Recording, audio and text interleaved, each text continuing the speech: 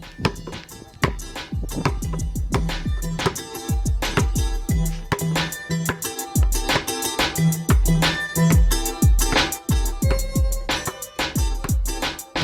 Hoop Heads Podcast is brought to you by Head Start Basketball.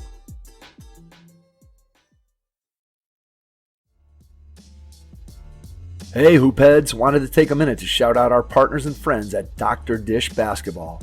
We've had their partnership manager and training specialist Jefferson Mason and marketing manager Nick Bartlett on the show in the past, and we couldn't be more excited about what they're doing for the game of basketball.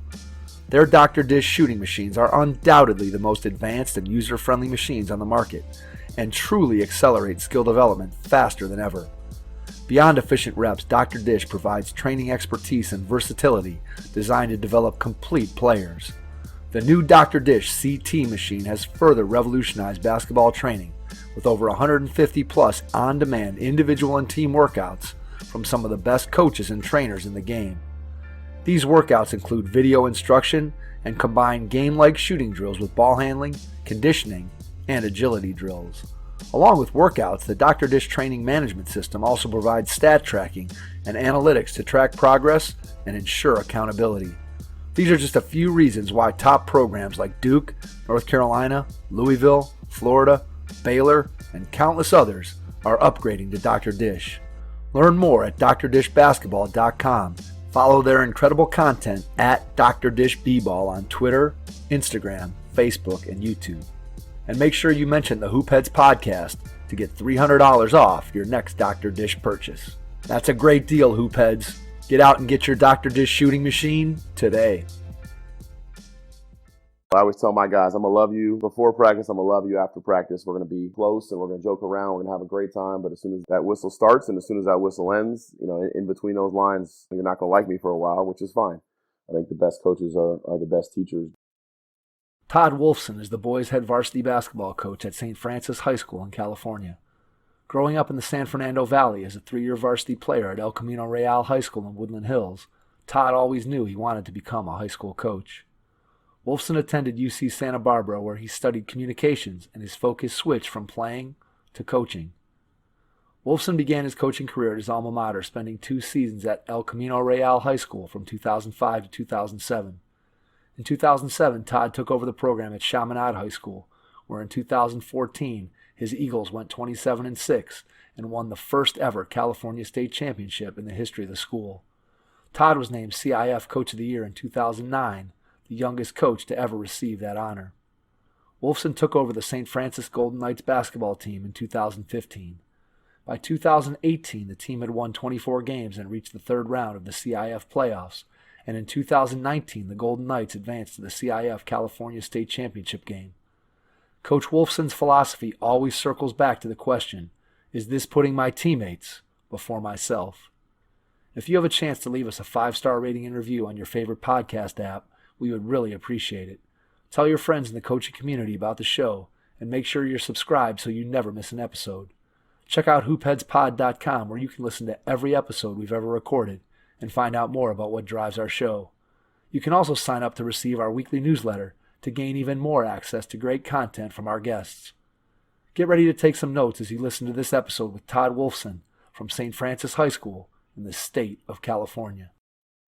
Hello and welcome to the Hoopheads Podcast. It's Mike Klinzing here without my co-host Jason Sunkel, who I think he and I are going to be back together in person next week as his month-old daughter is slowly coming around and being more cooperative. So looking forward to getting back together with Jason in person. Tonight, we are pleased to welcome to the podcast from St. Francis High School in California, Todd Wolfson. Todd, welcome. How you doing? I appreciate it. Absolutely. Doing great here. Looking forward to getting a chance to dig into your basketball journey, learn a little bit more about how you've built 2 successful high school programs out there in the state of California. I appreciate it. Want to start out by talking about how you got into the game of basketball as a kid. So give us a little background on how you first fell in love with basketball. Okay, sounds good. I want to say it was kind of a twofold answer, I guess, to that question. The first one, I was always big, always tall. I remember kindergarten pictures of the next tallest person came up to my elbows, and I was always that funny-looking tall kid that everyone saw. So I think being a tall kid, you're typecasted into doing that. You can't be a jockey or a golfer. You got to be a basketball player, right? So that was part of getting into basketball, was just kind of born into it, is what I always like to say. And the other part was I had an older brother who loved basketball, played basketball, and we had one of those streets that unfortunately kids, for the most part, don't understand anymore, where when it was 4 o'clock and homework was done, our street shut down and people were playing over the line baseball and basketball and rollerblading and any and every sport you could imagine. And basketball is probably our biggest one. So I just kind of fell in love with it because everyone in our community did it. And, from a young age, I'd run outside as soon as I finished my homework and get after it. So that's kind of how my passion started for the game. How do you think that background of playing a lot of, I'm just going to use the term pickup sports, but I think that's probably even too formal. Your background sounds a lot like mine, where you're just out in the street playing just everything. How do you think that impacted you as an athlete? And then how do you think that impacts your thoughts towards multi-sport athletes as a coach? I think it impacted it a lot, because I feel like kids today, every game is pressurized. They could be in a game where they're playing and it's a Sunday morning. It doesn't mean much, and they're playing a game, and mom and dad are upset because they're paying a lot of money for the kid to play, and he's not playing a lot, or he's not scoring a lot, or now you're putting a lot of pressure on the kid, and it doesn't become fun. Where we were outside, there was no parents out there. We were I was with my brothers and the people on our street, and if you lost, you maybe had to wait a couple games, but there wasn't people behind you kind of getting mad at you for doing the wrong things, and coaches telling you what to do. So you really got able to fall in love with it. And you really didn't have that scrutiny that I think a lot of kids do now, which made it fun, and I think that's part of it. I think the other part being was community, and everyone likes having friends, and, we had older kids and younger kids and girls and boys, and you got to kind of bond with everybody in your area. So, you get a little bit of sense of community, and as a young kid, that's also a great thing. Yeah, I think there's 2 points there that I really agree with you on 100%. And the first one is what you mentioned about playing against kids of different ages. I think that's such a thing that kids in today's basketball system very rarely get an opportunity to do that. And I feel like for me as a player and for people in my era, and I'm going to turn 50 here in a couple of days, that's how you got better. You were at the playground, you were out on the driveway, you were playing against neighbors who were 4 years older than you, or you were playing with adults when you were 15 and guys are pushing you around. And I think that really helps to develop skills in a different way than today's system does. And then the second part of that, which I think is something that a lot of people don't think about it, and I'm glad you brought it to our attention, is the fact that almost every game now that a kid plays, and we're not just talking about basketball here, we're talking about every single sport. Right. Mom and dad or somebody, a coach, an adult, somebody is there observing that kid's performance. And then we all know that in most cases, getting critiqued in the car on the way home or at dinner or whatever. And there's very little opportunity for kids to experiment or try things that maybe they're not good at because they don't want to look bad in front of these adults who are giving them feedback on what they're doing. I think that's a really underrated part of a kid's development. I know that for me, I would not have wanted to play every single game with somebody watching me. I think about the number of times I went and played in a pickup game where maybe the talent level wasn't super high, and I said to myself, all right, this game, I'm only going to dribble with my left hand, or I'm only going to try to pass this game. And you could never do that now in the current system where you're playing in a gym with officials and mom and dad watching. I think those are two, for sure, underrated things about how players developed previously compared to how they develop today. Right. I agree with that. I also think, too, it's a financial thing. As sad as it is, always goes back to money. Pickup was free. You didn't have to pay, and if you lost, you didn't hurt anyone's bank account because you lost. And, now it's parents are paying an inordinate amount of money to play AAU and club and park leagues and all these stuff that they got to pay for. And parents want a return on their money. They want to see their kids, and they want to see, getting better and improving and playing. And that leads to frustration, which leads to pressure, which leads to putting it on the kid.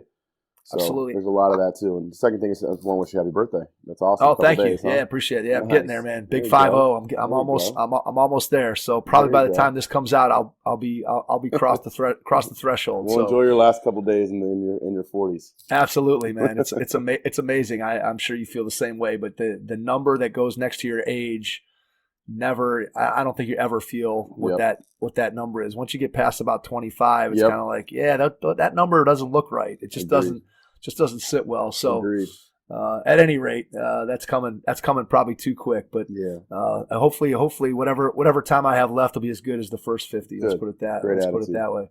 All right, so I wanted to ask you, as what we just talked about there in terms of the development of players, we're going to kind of jump ahead and then we'll swing back to talk more about your playing days. But I wanted to ask you, just based off what we just said, how does what we talked about impact you as a high school coach and the players that you have coming up through your program? Do you see things that you attribute to sort of the difference in how players grew up in the era when you were playing versus the players now? And just what are some of the good things that you see about the system today? And then what are some things that you think maybe are impacted negatively by what we just described? Right. I think, there's a lot of positives, a lot of negatives. Negatives, I'll start with first. I think the social media is an issue. It does us so much good, but it also does so much bad. We had a game a couple years ago, and we're big on taking charges and things like that. And I had a kid who was in the right spot, rotated correctly. Guy went up to dunk it, and he just jumped out of the way. And I said, "What are you doing, man? You're there to take a charge." He said, "Coach, that's a business decision." And I said, "Business decision?" And he goes, "Coach, I don't want to be on YouTube, man. Like I don't want that." Where we didn't have that fear in high school. For sure. We didn't have that fear of being on YouTube and being embarrassed, or being on Snapchat and all your friends are talking about it. And social media causes a lot of those negatives that I think are unfair to kids, and it kind of hurts the coaches. I think there's a lot of, now every game is amplified, going back to that. There's a lot of that in the basketball world, where you'll have a kid who'll score 40 and the next night he'll score 10 and he's upset and his parents are upset and everyone doesn't understand why, and it's someone else's fault. So you get a lot of that, pressure on every game, where, you look at Damian Lillard, who scores 45, and then, next night he scores 10, he's 3 for 25, and he's not stressed out about it or upset. But it seems like, in high school, everything's magnified, just because there's so much money potentially on the line with college, and eventually, if they get to that point where they can play and make some money playing hoops. For sure. And then the positive side, I think there's a lot of great stuff going on in basketball. I think we've kind of hit a threshold where things are starting to turn. People are starting to see the ugly side of basketball. A lot of the ugly side's coming out, and now we're starting to get back to a little bit more of the pure side of basketball. I think with a little bit of stuff, the USA basketball is doing, and a lot of the the AAU stuff's kind of starting to get cleaned up a little bit. I think kids are starting to have more of a choice and a voice, which is great.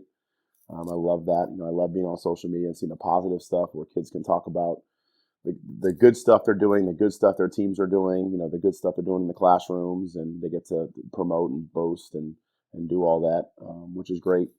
So you get both sides of kind of that era. Let me ask you about the skill level of today's players compared to, let's say, just when you started coaching. Mm-hmm. How do you feel that the skill level, just overall, from a, let's say, player 1 through 12 on a high school roster, how would you compare their skill level to maybe the kids when you first started? And obviously, you're looking at just your specific program, but just in general, what you see out there, high schools across the people that are on your schedule and the teams that you're familiar with, how would you compare the skill level now to when you first started? That's a good question. We always talk about, as a staff, we talk about the pretty skills. The pretty skills have gotten better. The fancy ball handling is way better than what it was when I was playing. For sure. The shooting is at a higher rate, I'd say, from player 1 through 10 on your team. Where back in the, when I was playing, it was, you had a couple guys that can really shoot it. But now, you got pretty much every kid can shoot it, unless they're a kid coming from a football team or a guy like that. And they're playing year round. They pretty much can shoot it at a decent clip. So a lot of those pretty skills are getting better. I think they're better than what it was. But I think the finer skills and the skills that win you games, the box outs, the setting screens, the footwork, jump stops, all the stuff that that the real coaches know, will win you the games in March and February, and those kind of things are getting worse. Just because, parents are, again, going back to financial, but parents are paying money for trainers. And, we always joke about there's no defensive trainers out there. There's only offensive trainers. There's no one teaching kids how to set a screen in a training workout. Parents don't want to pay for stuff like that. They want to see their kid dribble and put it on Instagram and all that stuff. So the pretty stuff is there, but the ugly stuff that wins games is kind of lacking. How about IQ? What do you see in terms of basketball IQ across the board? I think it's going up. People say it's going down. I think there's a lot more good. Kids have so much. They're so lucky. They can go on a computer and type in any type of basketball skill or any type of basketball breakdown and get something. And they can find ways to watch their games and watch other people's games and rewind stuff and make highlight clips. And that is such an advantage that I never had. We were VHS rewinding and doing all that stuff. Missing the clip by 30 seconds and then having to replay it 12 times to get to it. I remember those days well. So it faded and you couldn't really watch it anymore. And we don't have to deal. They don't have to deal with all that. So they have access to so much information that we didn't have. So they do get to have a huge advantage with that aspect. All right, so let's jump back from that discussion and go back to you as a kid and revisit just the time when you started to take basketball a bit more seriously. Do you remember what some of the things were that you did? Because obviously it was a different era where you didn't have access to all the things that you just described in terms of being able to go on and search YouTube and find drills and things to do. So when you started taking basketball a little bit more seriously, how did you go about improving yourself as a player back in the day? It was just work. And I've still taken that, I think, today. I always tell kids, when we do team workouts or individual workouts, things like that, my workouts are really boring. They're just layups, and they're different kinds of layups, but they're hundreds at a time, and just repetitive. I always tell our guys, if you practice anything every day, you're going to get good at it. Thousands and thousands of reps. And I always say reps is the best teacher. That's the best trainer and the best teacher. And that was kind of something I developed as a kid. I was going back to where I was living, I was on a street where I was the youngest kid also. So everyone was older than me. So if I didn't get better, I didn't play. I had to sit down and watch, and, I didn't want to do that, and I wanted to play with everybody. So I was one of the younger ones. So I had to get better, and I had to get better quick. So that came to just getting shots up and doing the little things and, improving my spots. And, and I always remember I have a neighbor who's actually a high school head coach as well now. My neighbor growing up, we were about 10 years old. I remember he said to me one time, and I'll never forget, he said, get really good at one thing. And that always stuck with me. So I try to get good at one thing, and, and then you find out later that's really true. If you get really good at one thing, a coach can find a way to use you. That's so true. What'd you get good at? Rebounding. That was my thing. To rebound. Everyone loves someone who rebounds. So absolutely. There's no way to be a selfish rebounder, right? Exactly. I always say you can dribble too much, you can shoot too much, but no one will ever get mad at you for rebounding too much. That is for sure. There's no question about that. I think that's great advice for players out there and even for coaches when you're thinking about what do you want to do with a particular player. And we had Mike Procopio on, who has worked with the Mavericks, and he was in the news recently because he was Kobe's kind of game coach and would do scouting for him. And Mike's statement that he always puts out there is dominate simple. And he's like guys in the NBA, there's 25 guys that matter, that get the number of shots that they want, get all the plays called for them, and everybody else is a role player, and everybody else has to figure out what they do. And you're talking about the very, very best players in the world, 350 of them never get a play called for them ever. And here we have these high school kids who want to do a bazillion off the dribble moves and do all these other things. And he's just like, look, get good at one or two things that are really, really easy to execute, but you're doing them perfectly. And I think that goes right along with what you just said, that if you can get good at one thing, coach is going to find a way. If you're the best defensive player, 100%. If you're the best rebounder, if you're the best passer, there's a spot for you. Coaches are going to find a way to get you in the game for sure. Agreed. Give me a memory from high school basketball, one or two things from when you were playing that stand out to you when you think back on your high school career. What's something that is going to stick with you for the rest of your life? I always say the first play of my high school career, I got literally the first play. I got dunked on by Tyson Chandler. And that was something that'll always stick with me, because I realized, man, like I thought I was good. I was a freshman. I thought I was a really, really good player, and I came out there and first play of the game, I got dunked on by, eventually an NBA player, which made me feel a little bit better, but still, it kind of stuck with me like, you have a lot of work to do. And I think that always made me realize you always have a lot of work to do. As soon as you get content, it seems like in the world and in basketball especially, you always have somebody knocking behind you, pushing you to make you better. And that was a real eye-opening. In my little community, I was pretty good. But all of a sudden, we go out and we play against, some real teams and wow, turn around. You got video of that? I don't. I hope it's burned and buried somewhere. But do you have the mind's eye video in your head? Like, can you Yes. you instantly call that up what it looks like? Yes, I may or may not have gone to therapy because of that one play. Yeah, It's amazing. Like, it's funny because there's some I have some things as a player and as a coach. There's some things that you have that mind's eye view of what you saw in the moment. And then there's and a lot of it is, again, stuff that I don't have video of. And then there's things that I have video of. And because maybe I've seen that video, I tend to remember more of the video as opposed to kind of the mind's eye of what happened. So I always think it's interesting how your memory, the further you get removed from it, if you have video, the video kind of steals your actual memory of the moment. So in a way, there's a couple things that I wish I didn't have video of, so I just could remember more of the feeling and the point of view from me when it was actually happening. That's a good point. Anyway, that's interesting with Tyson Chandler. So did you play? Were they in your league, or was that a one-off game? No, that was just a regular, preseason game. Gotcha. We had a good league. Nick Young was in my league. Jordan Farmar was in my league. So we had a good little league, in its own right. But that was an eye-opening kind of experience for me as a player. Gotcha.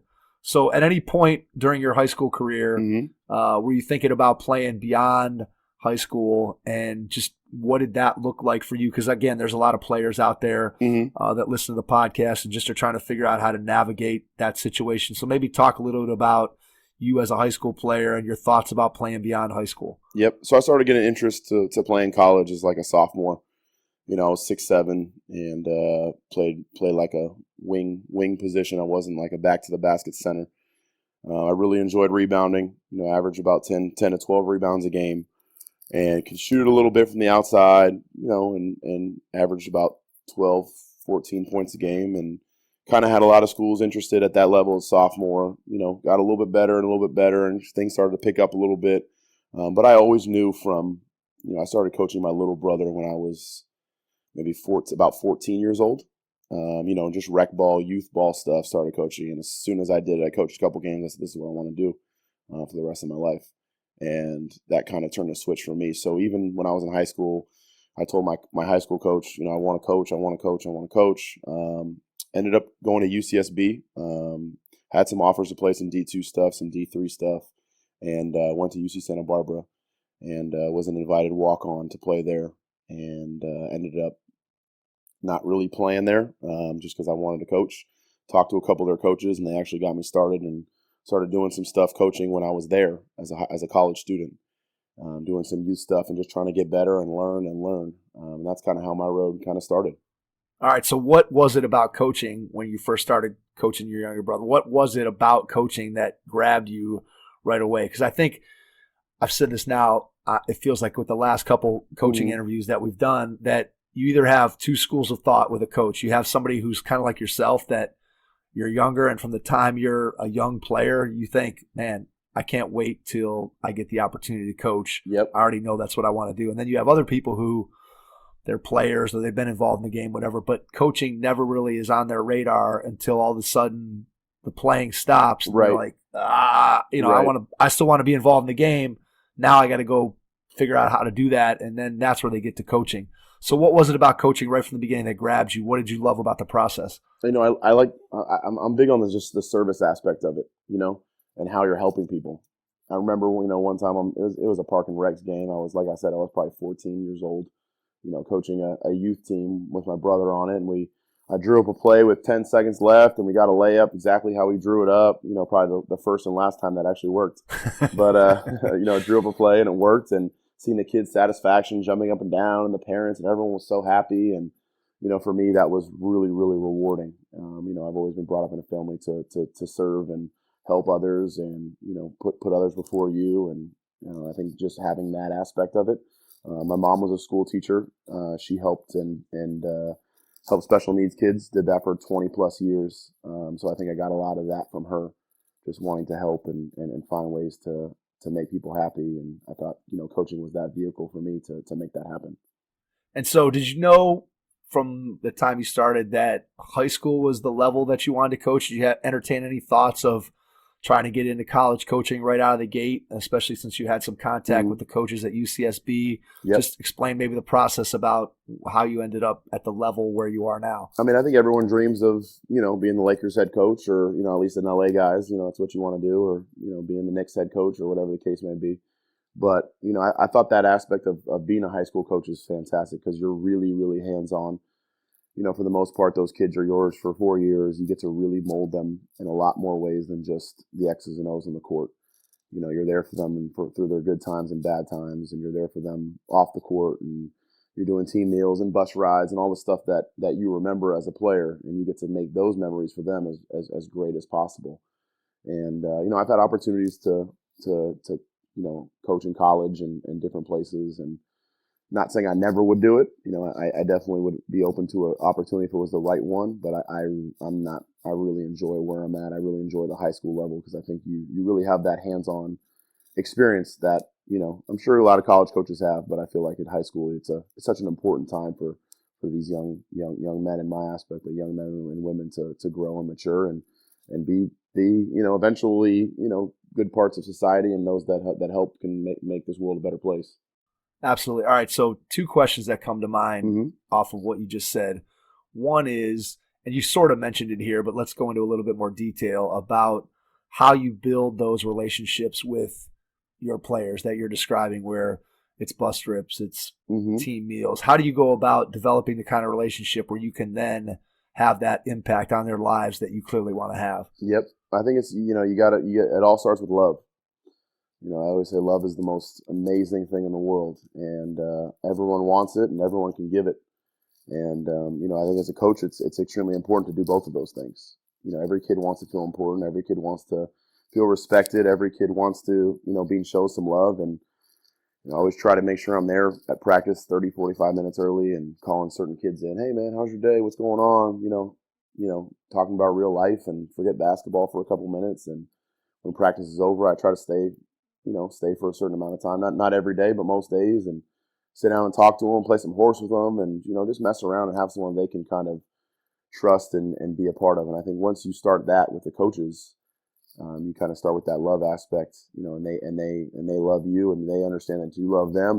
They'll run through a wall for you, and then you can start building the culture through the players, and start building up, more relationships. And I think it just kind of grows from there. But that's definitely the starting factor for me, is just understand that you have their back, and that they have someone that they can trust in you, and you're always there for them. So would you say that those relationships and those conversations are done more on an informal basis, as opposed to you saying, okay, we're scheduling a meeting once a week or every month that we're checking in? Or would you say it's more of an informal process, kind of a day-to-day, just as opportunities present themselves? And obviously you're putting yourself in position to be able to have those opportunities present themselves. Yep. We do a little bit of both. So each year I have 4 assistants. I'm really lucky I have 4 assistant coaches. And, I give those, I chop up our players into, groups where each assistant has about 3 or 4 guys that they're kind of in charge of checking with each week. Whether it's a text, whether it's a phone call, whether it's just in practice while they're stretching, go over and sit down and talk to them while they're stretching, just to make sure that they're good. And then I try to check in with everybody every week, every couple of weeks, just to make sure that they're doing it, that they're doing okay. The other thing is just, I tell coaches too, is be aware. Kid shows up late. Kid shows up, looks like he's out of it a little bit. Don't just jump to conclusions. You're late. Everyone on the line.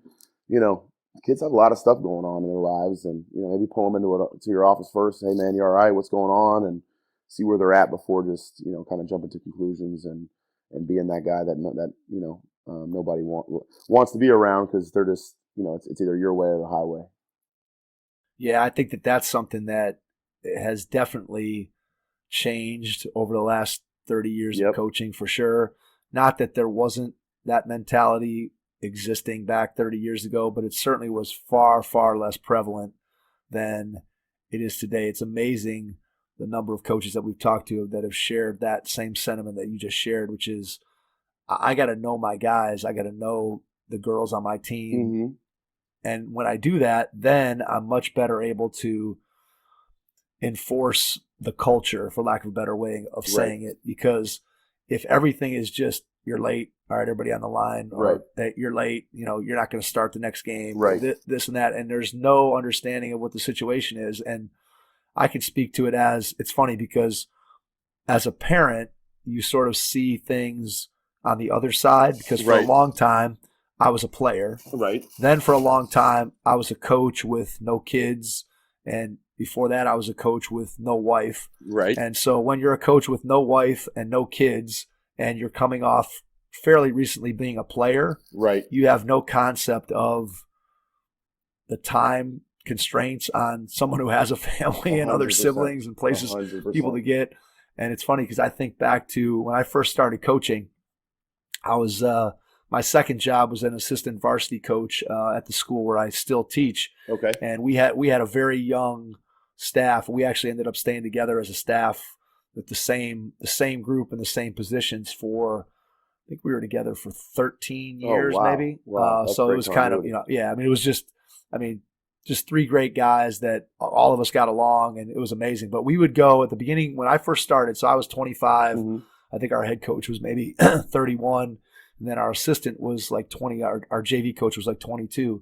And we would literally practice in the preseason. Like we'd have a 3.5 hour practice.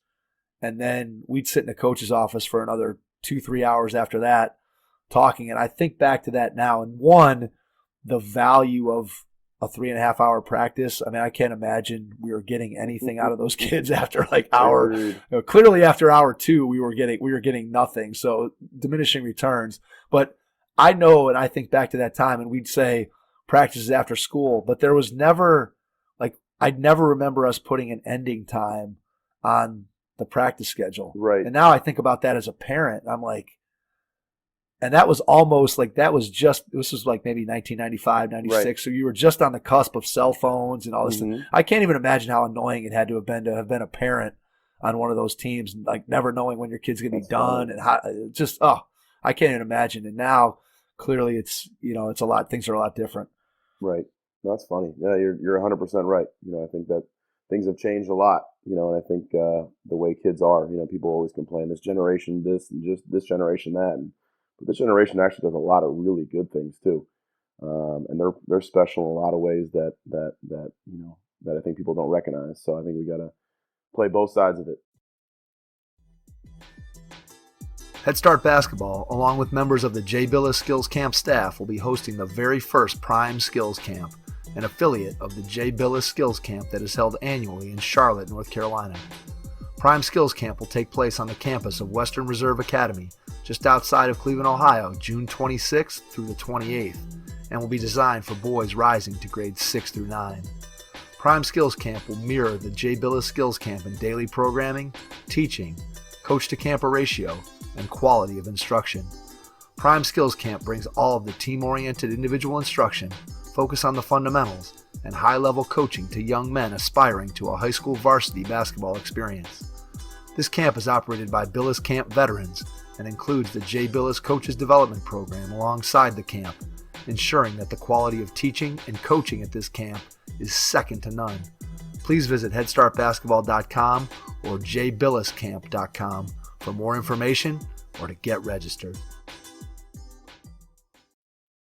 What are some of those things that you love about the kids that you coach now, this generation? What are some things that you think that they do really well that are maybe sometimes underrated by those people that are saying, oh, kids today? Yeah. I think they have a voice, which is awesome, where I think, a lot of people, at least in my generation, were scared of their high school coach. He or she was powerful, loud, and they had an opinion. They had their opinion, and that was like I said, my way or the highway. Right. I'll have kids on my team come up to me after practice like, Coach, I don't think we understood that. Like at least I didn't. Right. And to have a kid be able to say something like that's pretty cool. I think. Could you have imagined ever saying that to your high school or college coach? I could never imagine having said that. Zero chance. And in all reality, like I wish people would be that understanding to or at least have that passion to go say something to their coach, because right. I probably would have learned a lot better. Yeah, exactly. Instead of just going out there and pretending like I knew what I was doing. When in all reality we probably didn't, because he didn't explain it well enough. True. So, the other side of it too is the technology. I think I'm pretty good with technology, and I have, my house is all Alexa, and I've got the vacuum robot and all the technology stuff. But, they are unbelievable with that stuff, and I'm always asking them stuff and questions. And we had drones at practice a couple months ago, and just the cool stuff that they know how to do. It makes it fun for them, and I think it really helps their game in some ways. Having all that technology, so. They definitely have more access, like we talked about earlier, to be able to see whether it's their own game film, whether it's opponent's game film, whether it's just the opportunity to go and say, hey, I want to pull up whatever, my favorite NBA player, and look at the things that they do and the footwork and all that stuff. The access that kids have, I think one of the interesting things, and this kind of goes back to the question I asked you about how you improved and got better. I think about myself, again, as a player, and I had a workout that I did when I shot by myself, right? That stayed the same probably from the time I was 15 until the time I was done playing in college at age 22. Yep. And then I had one other workout that I did if I had a partner to shoot with. Right.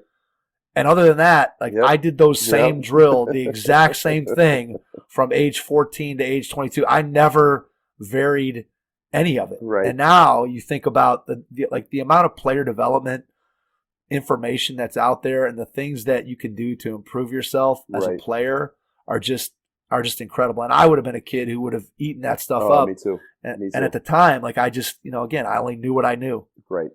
It's a really good point. Yeah. I remember eventually they started coming out with VHSs of training stuff and those championship productions, but that was, I think it was a little past, when I was really, the Steve Alford workout tapes. Yep, exactly. So, yeah. All right, so let's move backwards to your first coaching job out of school. Talk to me a little bit about that and what your first experience was, kind of with a formal coaching job as opposed to sort of a youth coaching job. Right. So I was at Santa Barbara, doing my youth stuff. And the coach at my alma mater, where I coached, where I played, was Alex Lopez, who's actually the older brother to Brooke and Robin Lopez.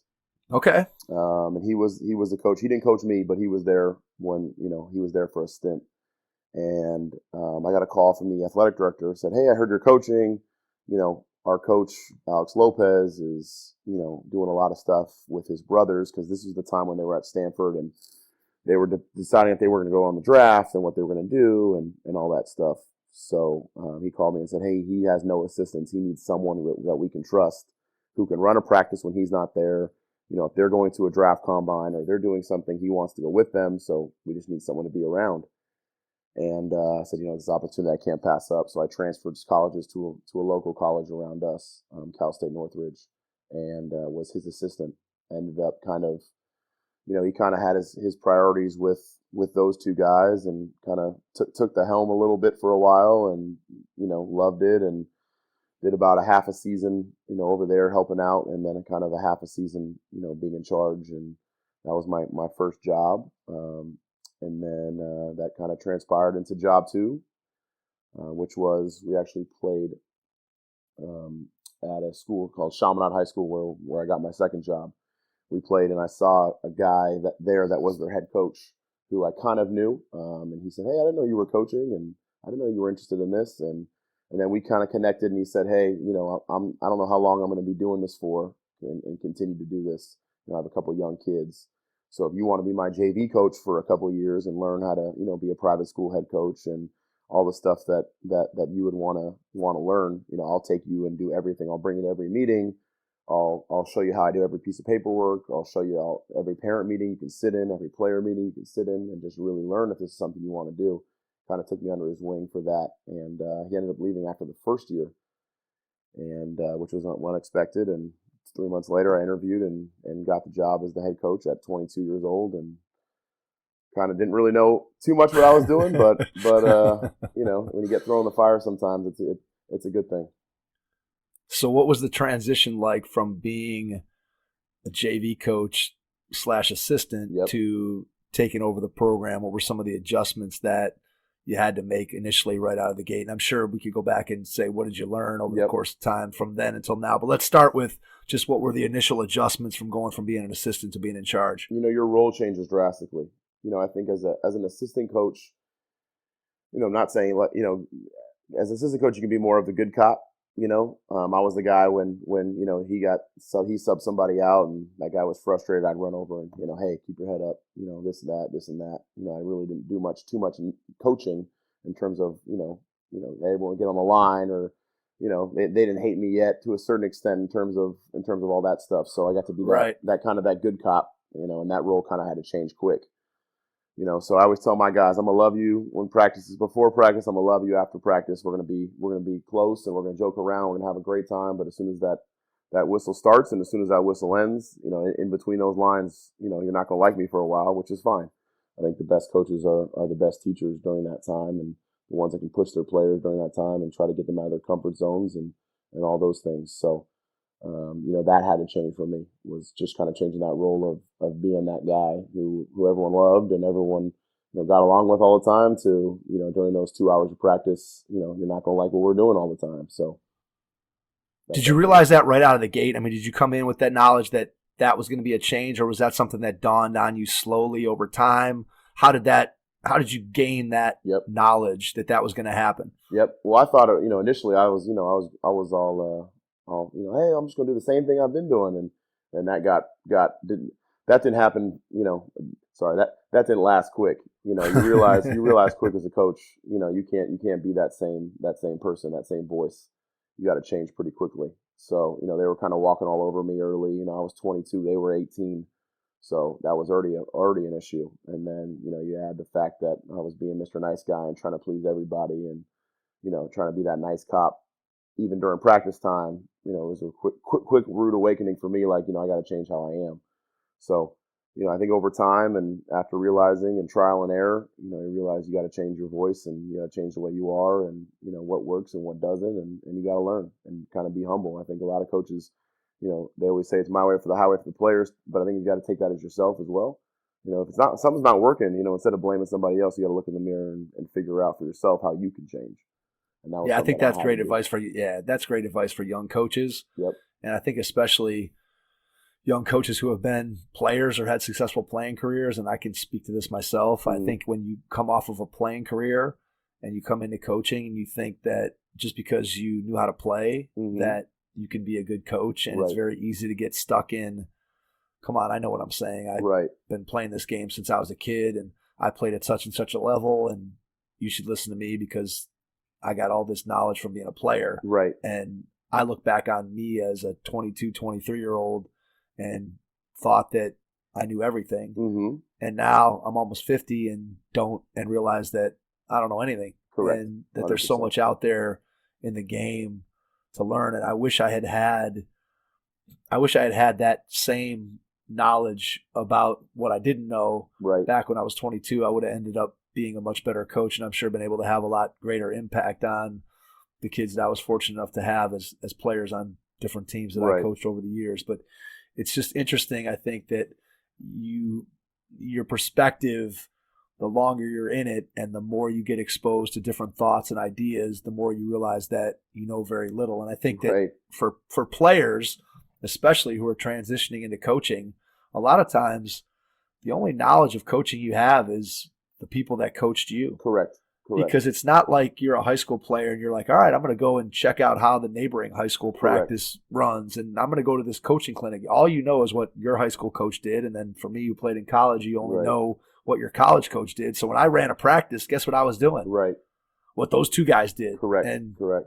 I didn't know anything else. Correct. And so you just look at it and you're like, man, there's just such a fountain of knowledge out there that you can tap into, especially today. It's even easier than it was back when you or I started for sure. Yep. And I think the other thing too, a lot of, young coaches don't realize is there's a lot more to coaching than just coaching. I always say I spend probably 90% of my day doing the other things, the paperwork, the emails, the organizations, the calendars, the bus schedules, the team. I mean, there's so much more to coaching than actually just being on the court. And I think a lot of young coaches, especially lower level coaches, they kind of just show up and everything's kind of done. They don't realize there's a lot you got to do as a coach besides the actual coaching part. So as a head coach, let's ask you this question. Mm-hmm. What were one or two things that when you got the head job that you had to do that you didn't realize going into it? What? I got to do that? I got to spend time on that? What were some things that surprised you from that aspect? I think a lot of it was you don't realize how involved parents are. I think that was one of them. You really don't realize, when you're a lower level coach, a lot of things get put on the varsity coach's plate, the head of the program's plate. So you don't realize, how involved parents are. And especially, I worked at a pretty affluent Catholic private school where, parents are paying a lot of money for their kid to go to school there. So they expect a lot of things. They expect good coaching. They expect playing time. They expect uniforms that, to be new. And, they expect a lot of things if they're paying all that money. So you don't realize how involved parents are, which is good and bad. I always say parents can make coaches' life fantastic. They can also make it very, very difficult. And I think that's one thing young coaches got to realize is that's a big part of it. And the second thing is the paperwork. Not only from like the liability stuff, you got to realize there's a lot of liability stuff that I didn't, when you're a young coach, you don't realize. And then just the paperwork side of it is there's so much stuff you have to do all the time. Whether it's forms or medical forms or, there's insurance forms for everything. You want to go shoot at someone else's gym, you got to fill out 9 forms, provide proof of insurance, and you want to use a different bus company. You got, forms and insurances, and, you want to drive a kid in a van. There's so much you have to do that I think young coaches, you don't realize there's a lot more besides just coaching. You better be organized, right? 100%. 100%. All right. So you mentioned parents. Let's go there. Mm-hmm. Talk to me a little bit about what you do to engage parents with your program, to make sure that they're on board, to make sure that they feel valued as part of what you're doing. And therefore, obviously, when you have those parents that are supportive and engaged with your program, they're much more likely to be supportive of what their kid is bringing home with them from the basketball program. So just talk about how you engage parents. Yep. I always say it's a 4-way street with parents. It takes 4 of us in order to get your kid to where we want them to go. It takes the coach, it takes the parents, it takes the player, and it takes the administration. And if those 4 things aren't together, it's going to be hard for your kid to be, successful in a lot of ways. So we need all 4 of those things to make this kid's experience and his time at our school and for him to achieve his goals, to make those work. And, I think if you use that approach, like parents are with you. And I tell parents all the time, I want to be with you, but you got to be with me. And, we all got to be on the same team. And if there's a problem, as long as it's not an everyday occurrence and as long as you understand, your kid understands, let's figure it out. I want to make sure everybody's happy and all that. I think a lot of that, which I think my staff does a good job of is, and our school does a good job of, is just defining kids' roles, early before the season starts. These are our guys, and you might want to be on the team. You're probably our 10th guy as of right now. It doesn't mean you can't be our 6th eventually, but as of right now, you're our 10th, and here's where you stand. And letting the parents know that, hey, your son, your daughter might not play, and are you okay with that? If not, there might be a different route you might want to go, but here's just kind of being clear and transparent with them, so you kind of avoid any problems before they actually happen.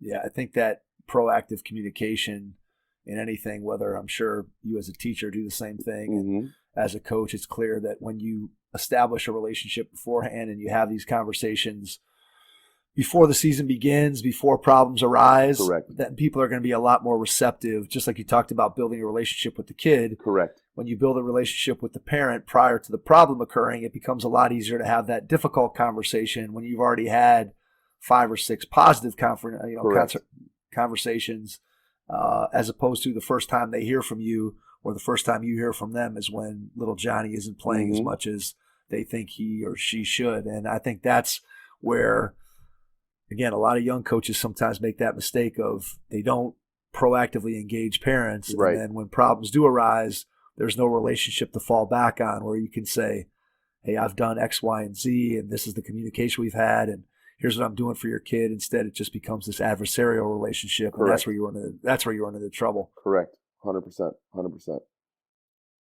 Do you guys have a formal parent meeting prior to the season? Mm-hmm. Is there anything? Just explain to me a little bit about the sort of the formal program that you put together and what that entails. So I'm blessed to work at an unbelievable high school. I really feel like I'm at one of the best places in the state of California, if not United States, in terms of how they do things. They actually do a parent meeting for all parents in the entire school. Anyone that's interested in athletics, you have to be there in order for your son to play. And our principal, our president, get up there, and our athletic director, and they talk about how to deal with our coaches and formal lines of communication and what's okay and what's not, and what we're yelling in the stands and what's not. And, we'll come in the stands and remove you if you want to yell at our coach, and, we'll ask you to leave if you want to yell at officials. And here's how we do it. If you don't like it, there's 670 other schools in Southern California. You're more than welcome to transfer to one of those. And a lot of schools, especially private schools, aren't like that. They want to, kind of cater to everybody and do everything, and our school's pretty blunt and frank about, here's how we do things. We're going to do it the right way. And we have the confidence in ourselves that since we do things the right way, and since we feel that, we're holding our families to a higher standard, that people are actually going to want that and not run from it. Where a lot of, parents, you're going to schools and it's, parents are yelling at the refs and yelling at the coaches, and they don't want to be a part of that anymore, where we feel we can handle that there. So that's one thing our school does great, is they do an all parent meeting, and then we have to do a mandatory, which I would do anyways, our own basketball meeting with just the basketball parents. So we do one for each level, where we go through our rules and our standards and what we expect, how we're going to communicate. If your son's upset about his playing time, here's how I'd like you to go about it, and if your son's upset about something else, here's how we'd like you to go about it, just to kind of make things pretty clear from the jump. I think that's awesome that the athletic department and the school themselves take that, I don't want to say burden, but they just take that upon themselves to be able to establish some ground rules. Because one of the things that I find to be interesting, frustrating in places that I've seen friends of mine that coach in different places, is you'll have situations that will arise that seem like they could just be taken care of by an athletic department policy of, look, this is our policy, this is the way we do things, and this is a clear violation of that policy. And instead, too often I see where it's left to this mushy kind of, well, maybe, I'm not sure, and then it's put on each individual coach to kind of enforce these mushy rules that you don't know. And one of the things that I love that you said earlier is that you have to have administration as sort of that fourth piece. That's a piece of a coach being able to be successful, is having 100%. A good administration that understands what it takes in order to build a successful program. And in so many places I see where the coach has their standards, they've explained those standards to parents, to players, and then suddenly when that standard is violated, the athletic department or the school or whatever it is, the district doesn't always support the coach's policies or what the decision that the coach has made, even though the decision is clearly been communicated prior to. And I think when you have a good, strong administration that supports coaches, and again, gets out in front of it, not just putting out fires when they happen, but gets out in front of it. To me, that's so important as far as having a good job as a high school coach. I 100% agree. I say, one of the things I think I've learned now and doing this a while now is your administration is almost better than your players. The better the administration, the better you can be as a coach. When you're fearing every day of practice, whether you're going to do something wrong or what parent you're going to make upset, and is your administration going to bring you into a meeting and talk about it? I mean, that's no way to coach. You got to have, as a coach, you got to know your administration has your back. And at least mine here, at St. Francis always said, we have your back. I remember coming in the first year, I was, hey, can I do this? Hey, hey, we hired you to coach, like do it your way. And that was really, really refreshing, to hear. And, I feel really, really blessed to be at a place like that. Absolutely. Because it's certainly not that way everywhere. We had Dave Severns on from the Clippers, I don't know, maybe 6 weeks ago or so. And Dave gave us his top 10 mistakes that high school coaches make. And his number one thing was take a bad job. Yep. And his biggest definition of a bad job is you have a bad administration. Yep. It's a really good And point. when you have a bad administration, it's very, very difficult to be able to build the kind of program that you want to build if you're not able to do the things that you believe in and that you think are true, and you're not going to be supported by that. And I think it's a huge piece of, I think, having success. All right, I want to ask you about putting together a coaching staff. Mm-hmm. So let's start back with when you first get the job at Chaminade, Yep. how you put together a staff as a young coach, and then maybe how that has changed or developed over time as you've been in the profession longer, made more connections, just how you put together your current staff at St. Francis. Yep. First when I was there at Chaminade my first year, it was, I was kind of new in the basketball coaching world. So I put out a little advertisement, and we have our state, athletics website. So you put up a thing that says, Chaminade's looking for coaches, and if anyone's interested, email your resume. And I remember interviewing people. And first thing was, you're the head coach. I'm 22 years old, and older coaches, they're like, I don't want to work. I apologize, coach. I didn't know. They don't want to work for me. Right. So you kind of had to realize quick who was your audience would be. And I had a buddy of mine who was a successful high school head coach, and he told me something that's always stuck. And he said, it's better to have people you trust than people who know the game. And that really stuck with me. And I didn't think so. Hey, I need somebody that can run my offense. I need someone that knows, an X's and O guy. And yeah, sure you do. But you need people you can trust more importantly than anything. I think that's something I've learned. It's just finding good people. Finding good people that you can trust. You don't want to go out, when the game's over and everyone's walking on the court and talking, you don't want to have coaches that are saying, oh, I'd play your son if I was a head coach, and and don't have your back in certain sense, in instances that aren't reliable, that don't care about the kids, that aren't out there and in it for the same reasons I am, just to give back and to be someone who can see these kids be successful, and all that stuff to me is way more important than the X's and O's, and so that was my big thing, and that's definitely continued. I had the same staff for 9 years at Chaminade. One guy flipped eventually. He got a head job after year 7, but I had the same exact staff for 9 years, and I've had the same exact staff at St. Francis for 5. And I think it's a testament to just hiring good people and just being around good people. I always say, we're going to have some bad times as a coach. We're going to have 4 losses in a row, and, then we're on the road again, and it's going to be tough, and we're going to be looking for answers. At least surround yourself with people that you want to be around, that you can trust. Absolutely. That you can share a dialogue with, that, are in it for the kids, and it makes coaching a lot better. There's no question about that. I think back to, like I mentioned earlier, my time where we had the same staff for, X number of years, and one of the things that you loved about it is whether times were good or whether times were bad, were people that you loved to sit down with and talk and try to figure things out, whether you're figuring out, hey, what's working, or you're figuring out, hey, what's not working. And then long after the fact of the guy who was my head coach, who we're obviously still friends, but long after the time when we had coached together, he said to me, he goes, Mike, one of the things that the thing that I probably appreciated most about you when we were coaching together was your loyalty. Right. And to me, that was something that we never talked about when we were coaching together. Mm-hmm. But the fact that he brought that up 10 years after we had coached together, to me, there was no greater compliment that awesome. I could have been paid. Like, it wasn't, hey man, I really love that press break you put in. Man, you were a wizard putting together baseline out of bounds plays. It had nothing to do with that. Right. It's like exactly what you described, which is ultimately what matters is you can teach somebody the X's and O's. As a head coach, if you have somebody that you trust, you can help them to improve. And just like we talked about with a player, if you're a coach today and you don't know X's and O's very well, I mean, come on. Yep.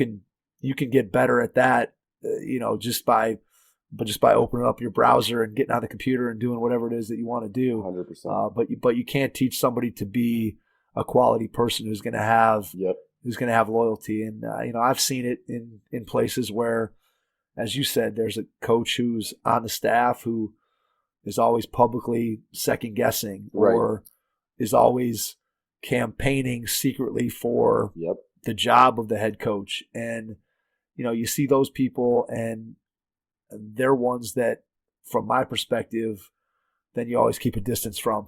Yep, I'm with you. I'm with you on that. I agree 100%. I think the other thing, too, is that. Hey, Hoopheads Nation, check out this new offering from Tyler Whitcomb Basketball Coaching Courses. The Nick Nurse Toronto Raptors Playbook by Farshad Alemi is now available. Nick Nurse became the first head coach to win both the NBA and NBA G League titles when the Raptors defeated the Golden State Warriors in Game 6 of the 2019 NBA Finals, winning the Raptors their first championship in franchise history. Visit TylerWhitcomb.com to check out this great resource for improving your team. As an assistant coach, I think being very transparent with your head coach, and letting them know. I had a coach last year that coached with me, and that I kind of wanted to hire, and he said to me, "Look, I want to be a head coach. That's something I want to do. I want to help you as an assistant, but I want to be a head coach. I want you to help me, learn, and I want you to help me find a job." And sure enough, he was with us 1 year. A job opened, and he's now a head coach. And I think just being that transparent with me was great because I knew from day one. He wasn't out for my job, but, it's also my job to help him since he's kind of helping our program. Absolutely. So what are some things in that case? What are some things that you did maybe differently with him since he had clearly that ambition to go and be a head coach versus somebody who's told you, hey, I'm in this for the long haul. I love being an assistant. I don't want to step up to that next chair. Right. What are maybe some things you would do differently in those two situations? I think with him, the guy that wanted to be a head coach, I was evident from day one is like, you need to be around and you need to, you need to be around with all the office work and the meetings and understanding things. So I was always trying to explain to him, stuff I wouldn't explain to all my assistants. Here's why I'm doing this. Here's why I'm doing this. Here's why we're leaving at this time. Here's why, here's how you order the buses. And here's our guy that does our, our uniforms. And, we had a parent complaint. So I want you in the meeting to learn, and just kind of him understanding like what it takes to be that head coach. So he is prepared, going back to what I said earlier about, realizing it's not just the X's and O's, it's all the other stuff. So getting him in all those uncomfortable situations. And then the other thing I did too is I'd write a practice plan for him, and I'd say, do you understand it? Yep. All right. Hey, go. You're the head coach today. I'm your assistant. And that was big for him because, he got thrown into the fire of he's running practice and he's telling everybody where to go and how to do things. And, that for him, I think was a good tool because now he's telling me, hey coach, I want you to do this rebounding drill. Here's how I want it done. Go ahead. And that was big for his learning curve. Absolutely. How do you divide up the tasks among your staff? Do you divide it up? One guy does offense, one does defense. Do they have roles? Just explain how you go about putting that piece of it together. Yep. So, I think it's very similar to your team. I always say it's like your second team as a head coach, and you always want to put your best guys at finding what their strengths are and put them in those spots. I have one coach who's obsessed with defense, obsessed with it. Like he's going to clinics and he's watching everything. He'll watch games and he'll just fast forward the offensive stuff. And I'm like, like NBA games. And I'm like, dude, what are you doing? And that's what he's just obsessed with it. So, he kind of grew and I said, he wanted to be a defensive guy. I said, hey, I'll give you a couple years on my staff and prove to me you can do the defensive side. And now he does a lot of the defensive side, if not most of it. Just finding that niche. I have another guy who's really good with numbers and good with stats and good with data. And, his job is he's in charge of all our film and he's in charge of all our stats and he does all our, when the media guys call and want to know how many points these guys have. And, he puts together the highlight films and the clips and all that stuff. So putting guys in what they're good at, I think as a head coach, it's very similar to putting your better players in good situations in which they're good at. Absolutely. What do you look for? You just mentioned statistics. Do you have any favorite team stats, analytics, kind of new age things that you study, that you look at, or that you think really have an outsized impact on winning when you look at your program? No, not too much. Not too much. I definitely look at, we're big on who can shoot and who can't. That's a big one for us. We run a lot of junk stuff. We junk it up. I haven't been blessed with a big team and tall team in a while. So if we're gonna beat you, we gotta kind of junk it up a little bit. So if you can't shoot, we're not guarding you. We're doubling off you. We're doing a whole bunch of stuff. So we're always trying to find ways to junk it up. And, I think shooting is one of them for us. So I'm big on like just massive amounts of just film so we can get the data of it. That's a big one for us. Our coach is like, hey, we blew them out by 50. Well, I want the film just because I want the numbers. I want to see what that kid shoots from three, and I want to see what he does. And then tendencies is big for us. So a lot of kids are working with these trainers, and they're good at when they go left, it's a pull up, and when he goes right, it's to the rim, and finding out what those tendencies are and just letting our guys know. So that just gives our guys a little bit more of an advantage in terms of just guarding guys one-on-one. How much film are you personally watching? So to prepare for an opponent, Yep. how many films are you watching of a team when you're preparing for them? And then how much film do you watch of your own team?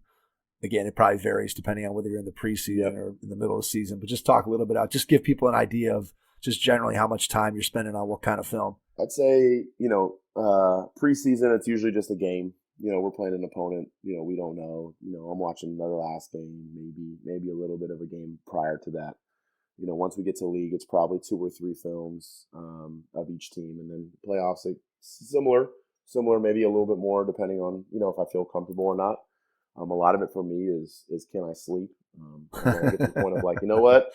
I'm good. I know our game plan. I'm confident. Here's what we're going to do. This looks good. I can go to sleep now. Then I'm done. And that's usually my barometer for when I can stop watching film. And if I get to the point where it's like, you know what, I just don't know. Like, I don't know if it's going to work. This is not, all right, one more, here we go. And that's kind of where my barometer is where I can feel confident sleeping. So how much time is that in the course of a given week? Let's say within the season, your team's playing 2 games. How much film are you watching time-wise during that week? I'd say between our own team and the other team, I'd say, maybe 4 hours a day, Okay. Probably during the season, 4 hours a day, I'd say is probably a good barometer. Playoffs, maybe a little bit more. I teach PE, so while the kids are, in and out and at break and stuff, I'm watching 30 minutes here and there, and, they're changing and slowly walking out to take roll and things like that. I'm watching, time there and lunchtime and things like that. So, just trying to find time to make it work.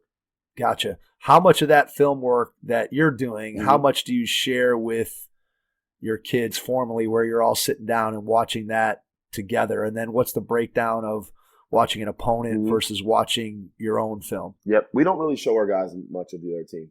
And we try not to give them too much. I think sometimes these coaches are inundating these kids with game plans that, and all right, here's 23 and there's 20 sentences about what number 23 is doing. Is he really going to remember that as he's running at the kid full speed on a closeout?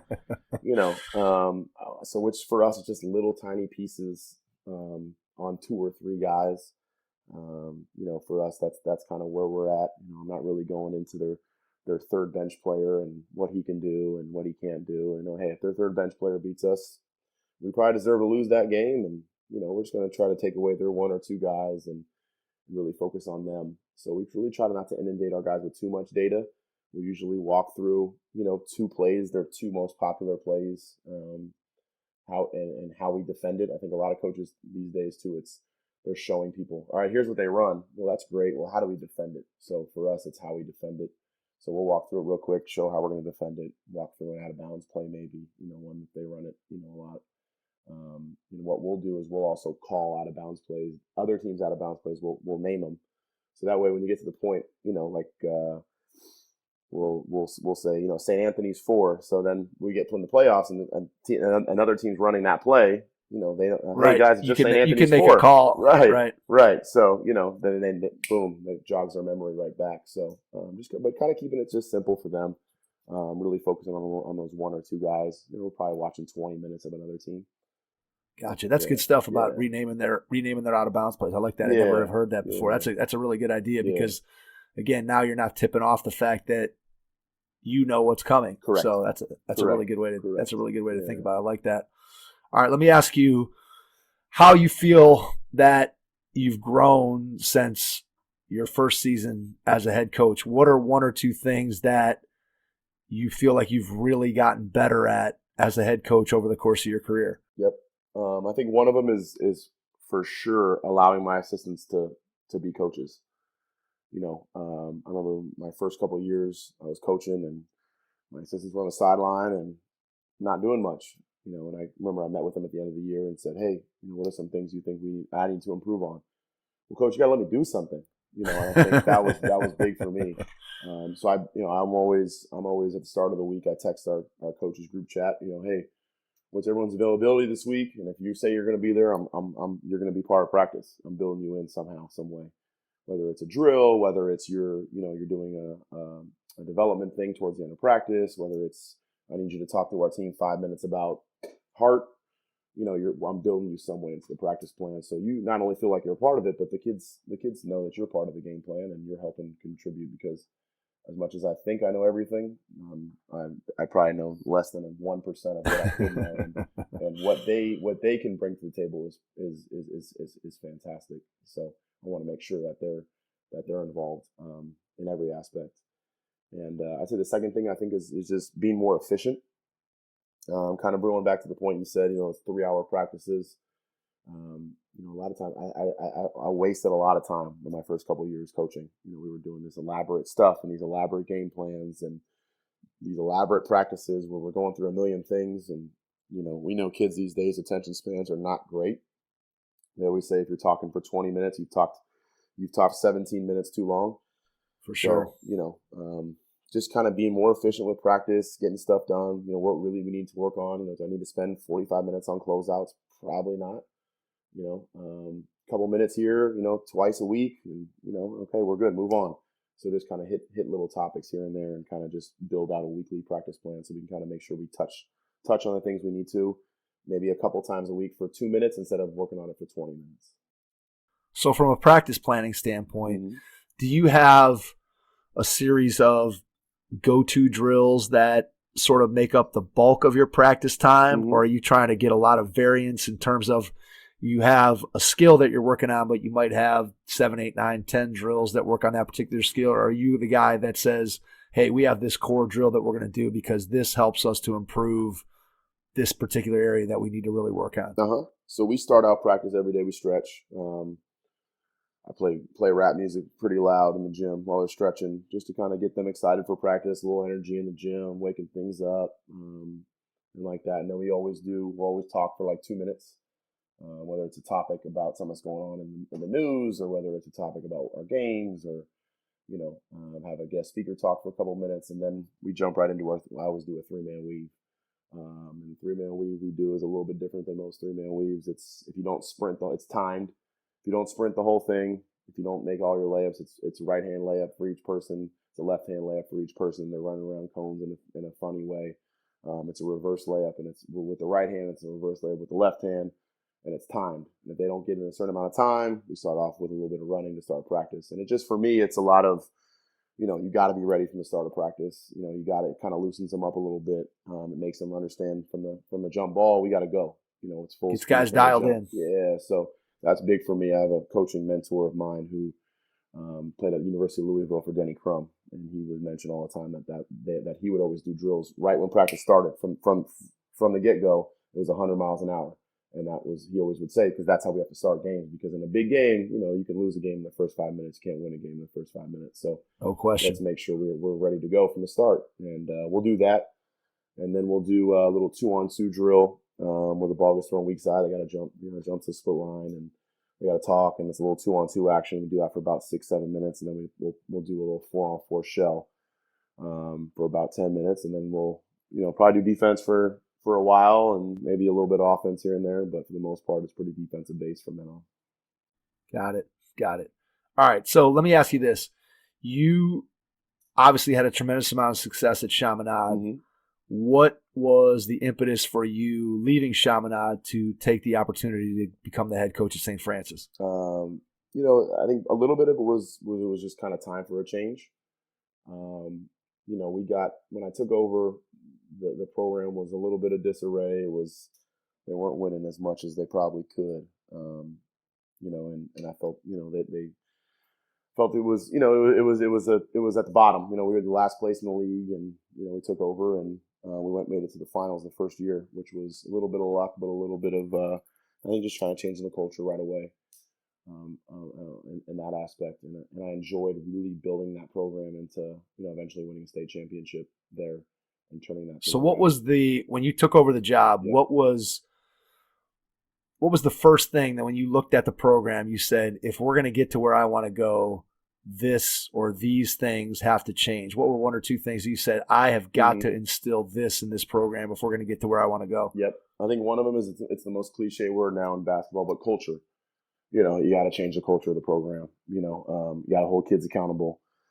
You got to make sure that your standards and what you want and the people that you're getting in your program and are the right kind of people. I tell people all the time, if you're interested in YouTube videos and clicks, you can go somewhere else. I don't really want to coach those kind of guys.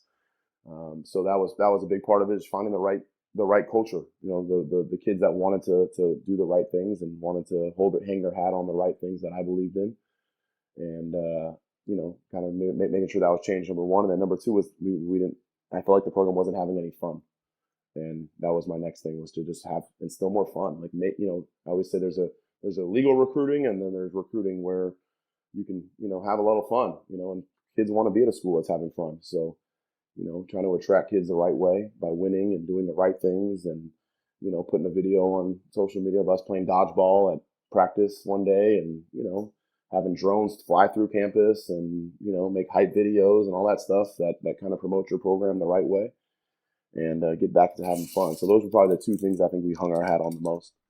All right, so how do you define fun? What does fun mean to you? Because obviously there's a couple different definitions of fun that we could look at, but when you say fun, what does that mean when you're looking at the vision of your program? What does that mean to you? I always say that you can always trick people into having fun. Hard work can be fun if you do it the right way. One of my coaching buddies his name's Fernando Planos. He's a women's coach at Duke University. Yep. And he always talks about there's energy givers and energy takers, and being contagious with your energy. And that was one thing I'm big on, with my staff, is like, when practice starts, we're getting after it. We're having fun. We're getting after it. It's fast. It's quick water breaks. And then, maybe it's a half court shot right after water is over, and it's a free throw contest, coaches versus players, 3/4 of the way through practice. And it's, seniors versus, underclassmen for the last 5 minutes of practice, and the winner gets pizza.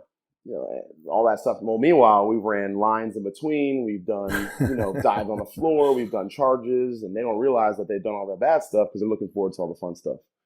So I think you can kind of mask some of those tough drills that kids don't want to do these days, the closeouts and the box outs and the boring things, with mixing some fun stuff.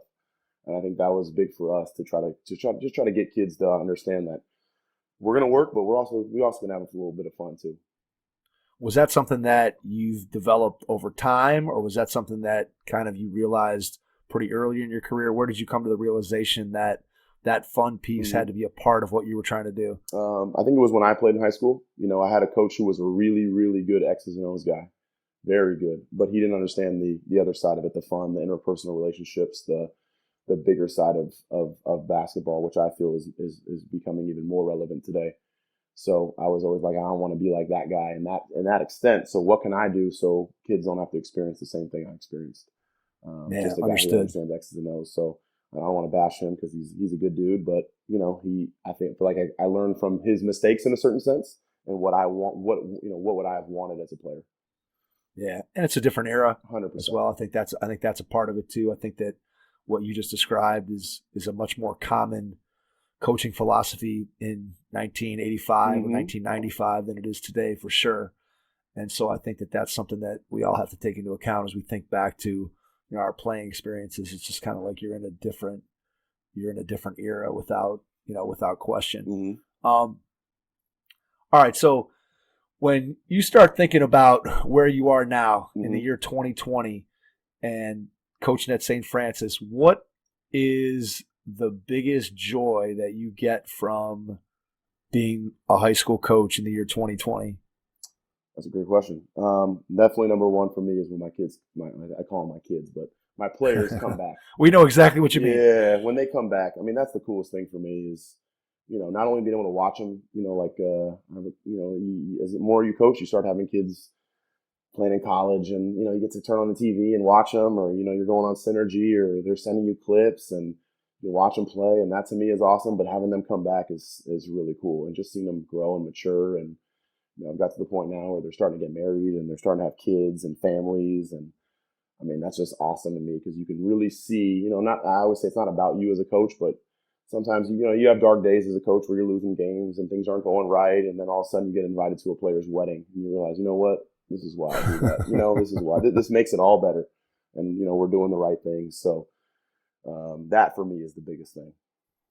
Yeah, there's nothing more gratifying than that, because I think sometimes, and I can attest to this too, not only as a coach, but I'm sure you can attest to it as a teacher as well, is there are days where, you have a tough day and you go home and you wonder, like, man, did I have any impact at all today? Yep. And is what I'm doing having the type of impact on young people that I want to have? And we've all had days like that in our career. And then when you get that phone call that you just described and you hear that voice on the other end of the line say, "Hey, coach," yep, there's nothing better than that. There's no more, I think, greater term of endearment than when you hear a former player who's now an adult call you coach. I mean, there's nothing like that. I know that everybody that has ever coached me, I don't think I could ever call them by their first name or by just, they're just coach. Yep. And I think that that's something that if you've been in this profession, you understand the meaning of that term. And you also understand that it doesn't come easily. Not everybody gets the right to be called, "Hey, coach," 15 years after they after they coach somebody. And I think that you just described what, if you're in it for the right reasons, I think that just about everybody who's in it for the right reasons is going to say, when those players come back and when they've had success, and I judge again, every one of us is competitive as all get out. Right. Our one-loss record is really, really important to us. And I think that that's something that we all have to keep in mind. And yet at the same time, what really matters is those relationships that you built. And you talked about that right off the top, that what you remember about your high school career as a player or what you remember about a certain team is not necessarily the record of your team in 2007, 2008. What you remember is those kids and those memories and being on the bus and being in the locker room and coming through together. And those are the things that stand out. And even though in the moment we all understand the importance of that one-loss record, depending on what level you're coaching, that can obviously allow you to keep a job or lose a job. But ultimately what really matters is the impact that you're having on young people. And I 100%. Think that you just described it really well in terms of somebody calling you up and saying, "Hey, coach, I just got a new job," or "Hey, coach, I'm getting married. I want you to come to my wedding." There's nothing that is better than that. I agree. I always say, you'll have a season where you'll have a group of seniors, let's say, and you go 6-20, and then you thought that season was a failure. Well, little do you know, those 5 seniors, you got 2 doctors and a lawyer and a guy who's running for the politician. And now you looking back, well, we lost on the court, but we probably won. And that's hard to kind of take in as a coach. But unfortunately, we're judged on our years that we were in front of us right away when we should really be judged on the years down the line. So. Have you ever had a kid come back to you years after and share something that you said to them that you have no recollection of ever having said, that they say, "This thing that you said to me has had a huge impact on my life. I always remember it or refer to it"? Have you ever had anything like that happen to you? I've had a couple. Yeah, I had one. I had a 7-foot Belgian kid who played for me, who ended up signing with the University of Washington, and he came from Belgium and was an unbelievable kid, but he was soft. And I always would be on, his name was Gilles. I said, "G, get down the floor, run, get down the floor, get down the floor." He loafed down the floor. Right. And I remember once he said to me that I said to him one time, "I want you to run like there's a pack of wild dogs chasing you, and you got meat in your pockets." And I don't really remember me saying that. I might have said it, but that's what he said. And he said he always remembers that when he runs on the court, is when there's a pack of wild dogs chasing you with meat in your pockets. So if I said it or I didn't, at least it stuck with him. Exactly. That's one of the things that I love. I just think it's, it's something that's as we get caught up in the day-to-day, whether it's coaching or teaching, you think about how much you talk as a Mhm. coach or as a teacher, and a lot of those words just disappear and they're never to be heard from again. And yet something like what you just described, that kid's going to carry that with him Yep. until he's 95 years old. Yep. He's never, ever going to forget that piece of wisdom. Yep. And yet you have no recollection of whether you said it or didn't say it. And he's carrying that around with him, you know, and I'm sure it helped him on the basketball floor. And Yeah. at some point it probably is applying to his life as well. He's still playing overseas, and he said he still thinks about it today, which is really cool. Yeah. So That's amazing. yeah. That's amazing. That's what it's all about. All right, so we talked about the good stuff. Give me the biggest challenge for a high school coach in the year 2020. What's your biggest day-to-day challenge that kind of makes the job tougher? It's a good question. I think that, there's some definitely the social media. I think makes the job tougher. It definitely makes it easier, but it makes it tougher. You have kids nowadays where they're very worried about what other people are doing, and they're not so worried about what they're doing. So you'll get a lot of, well, coach, he just tweeted that he got an offer to this school. I'm way better than this kid. Relax. Let's take it back a second. We don't know what he's doing at practice. We don't know what his grades are. We don't know what he got on the SAT. We don't know what coach saw. We don't know what the coach needs. There's a million aspects, and I think kids get caught up so much with that. Is a big factor, and I think that's causing a lot of problems with coaches. It's tough because your kids are always comparing themselves to others. I think we do that as a human being in general all the time, but I think it's more prevalent now with kids these days because they're seeing what other guys are doing on social media, and they don't understand why they're not getting a part of it. So I think that's definitely one, and then I think the other one is the AAU thing. I think there's a lot of positives into it. There's some negatives into it. It's paid basketball, so kids feel like they can get up and leave all the time, and they can transfer to this team and this team, and who's going to play them, and that culture kind of spills over into the high school culture, and makes it a little hard for us because we're not an AAU team. We have an institution and a school, and then for us it's a religious school, so you have that behind the school, so you're not just giving up all that. We have a lot more to adhere to and to call to, and where the AAU programs really don't, which is fine. And I respect a lot of the AAU coaches and how they do it, and a lot of them do it really the right way. But we have a lot more standards that we have to keep up as a high school coach. All right, if you could wave a magic wand and reform, let's just call it summer basketball, from a high school coach's perspective, what are one or two things what might it look like if you could wave your magic wand and sort of reform the summer basketball circuit? What would it look like from your perspective? I would have no college coaches being able to see anybody in the summer. That for me would be the magic wand. Make them come out in the fall, make them come out in the wintertime, give them full eligibility access to come to high school practices and come to high school games and high school events, and bring high school basketball back to where it was. In terms of, you want to recruit a kid, you got to get out and you got to go to his practice, and you got to go, you got to go to a tournament and sit down and watch all 8 games in a row and try to find guys. And, for me, that was the cool part about, basketball. And I think I understand the cost efficiency of a college coach going down to a AAU event and seeing 400 guys for a price of one plane ticket in one hotel room, where if he wants to go see my guy, he's got to do that, times however many kids he wants to see. So I get that side of it, but I think it would be better to give the high schools a little more power. Yeah, I think there's 2 arguments to be made. I think the argument in favor of AAU is one, what you mentioned, just the time / cost efficiency.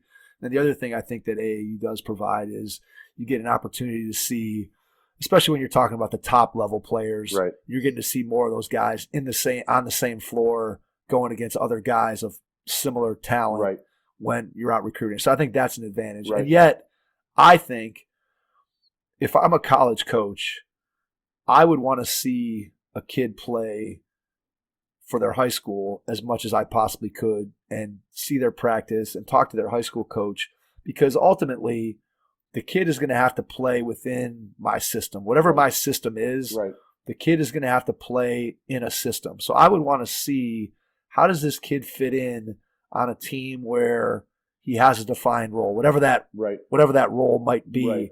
And I just don't think you can see that in an AAU practice or in an AAU game. And to me, that would be a big forebearer of a predictor of what the kid's success is going to be at the college level, because so many kids in high school, obviously, if you're getting a chance to go and play at the college level, you're probably the first or second best player on your team, and you're probably playing a starring role.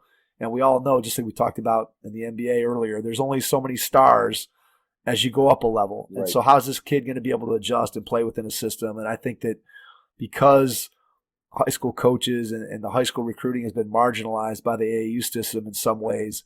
And again, as we said, I understand why, and there are positives to being able to do that. 100%. But I just think as a college coach, I would want to spend more time observing that player within his high school environment, because I think it would give me a better idea of how he'd fit into my program. 100%. You know, we have a kid this year who's named Andre Henry. He's signed a full scholarship to UC Irvine. You know, if you're familiar with UC Irvine, but they went to the tournament the last couple of years. They actually beat TCU. They had Oregon on the ropes. You know, in recruiting him, he never saw him play in AAU. And I said, you know, hey, he's playing on this court at this time. You want to go see him play? We don't really care. You know, they went. That's good to hear. You know, they went and saw him a little, you know, every once in a while, but it was more like, you know, coach, send us his high school stuff. Send us his film when he was playing in your summer events. How is he as a leader? What is he as a kid? You know, how is he in the classroom? Does he show up on time? You know, that was the stuff that they cared about.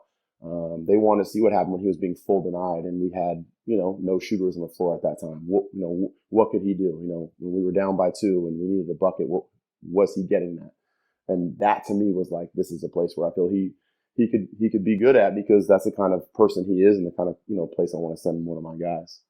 Yeah, I think that speaks to the fact that talent is everywhere. Yep.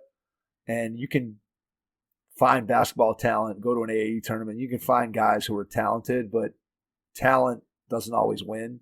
What wins is quality of character and all those little things that you just described. And I think the best coaching staffs, whether it's a high school coaching staff, whether it's a college coaching staff, and take it even one step further, whether you're an NBA organization, people are so much better about being able to identify who the quality people are and wanting those quality people to be a part of what they're trying to build. And that's where true success lies, because when you combine that talent with all those intangibles that you just talked about, that's when you really start to have something. That's when you're really going to build the kind of program that you can be proud of, for sure. Right. All right, we're coming up close to an hour and a half here, Todd. So before we get out, I want to give you a chance to share your contact information so that if somebody listens to the podcast tonight, they can reach out to you if they want to ask a basketball question. Just share your social media. And then if you have any final parting shots, something that we didn't talk about or hit on tonight, you can go ahead and do that. And then I'll jump back on and we'll wrap up the episode. Cool. Yeah, once again, my name's Todd Wolfson. I'm the head basketball coach at St. Francis High School. We're right outside Pasadena, California, right near the Rose Bowl. And you can find me on Twitter. My Twitter is @SFHSHoops. And that's probably the best way to contact me. And through social media, I'm on there. And, you know, I just appreciate stuff like this and podcasts like this, because, you know, if it can help anybody make basketball better, you know, that's partially why I'm in this game, is to, you know, see the game improve and help coaches and help people. And, you know, going back to that service aspect of being someone who can help others. Absolutely. Todd, we can't thank you enough for spending an hour and a half with us tonight. It's been a lot of fun getting an opportunity to share your basketball journey with you and to be able to hear about some of the ways that you've been able to build such successful programs there in the state of California. So again, thank you. And to everyone out there, we will catch you on our next episode. Thanks. Registration is now open at headstartbasketball.com for this summer's Head Start basketball camps. We'll be hosting camps for boys and girls in grades 1 through 6 throughout the greater Cleveland area. Get registered today and make sure you hit the courts with us this summer. Thanks for listening to the Hoop Heads podcast, presented by Head Start Basketball.